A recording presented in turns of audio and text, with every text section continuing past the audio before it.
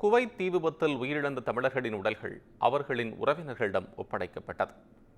உயிரிழந்த உறவுகளைக் கண்டு உறவினர்கள் கதறி அழுதது கான்பூரை கண்கலங்க வைத்தது.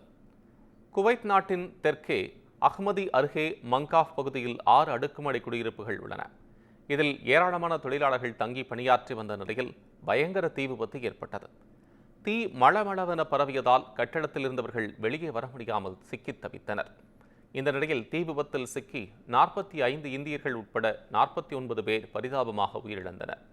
இதில் 7 தமிழர்கள் உயிரிழந்ததாக தமிழ்நாடு அரசு தெரிவித்தது. உயிரிழந்த 45 பேரின் உடல்களும் விமானப்படையின் விமானம் மூலம் கேரள மாநிலம் கொச்சிக்கு கொண்டு வரப்பட்டது. இதையடுத்து அங்கு வைக்கப்பட்டிருந்த உடல்களுக்கு கேரள முதலமைச்சர் பினராயி விஜயன், தமிழ்நாடு அமைச்சர் செஞ்சி மஸ்தான், மத்திய இணையமைச்சர் சுரேஷ் கோபி உட்பட பல்வேறு அரசியல் கட்சி தலைவர்கள் மற்றும் அதிகாரிகள் அஞ்சலி செலுத்தினர்.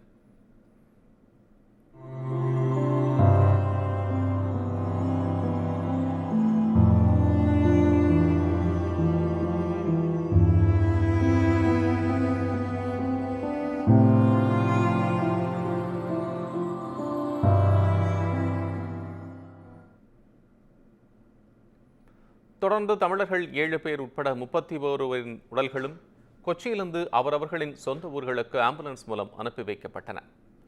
அந்த வகையில் தூத்துக்குடியைச் சேர்ந்த வீராசாமி மாரியப்பன், திருச்சியைச் சேர்ந்த எபமேசன் ராஜு, கடலூரைச் சேர்ந்த கிருஷ்ணமூர்த்தி சின்னதுரை, சென்னை ராயபுரத்தைச் சேர்ந்த கோவிந்தன் சிவசங்கர், தஞ்சாவூரைச் சேர்ந்த புனாஃப் ரிச்சர்ட் ராய், ராமநாதபுரத்தைச் சேர்ந்த கருப்பணன் ராமு, விழுப்புரத்தைச் சேர்ந்த முகமது ஷெரீப், சென்னை ராயபுரத்தைச் சேர்ந்த சிவசங்கர் ஆகியோரது உடல்கள் அவர்களது உறவினர்களிடம் ஒப்படைக்கப்பட்டது.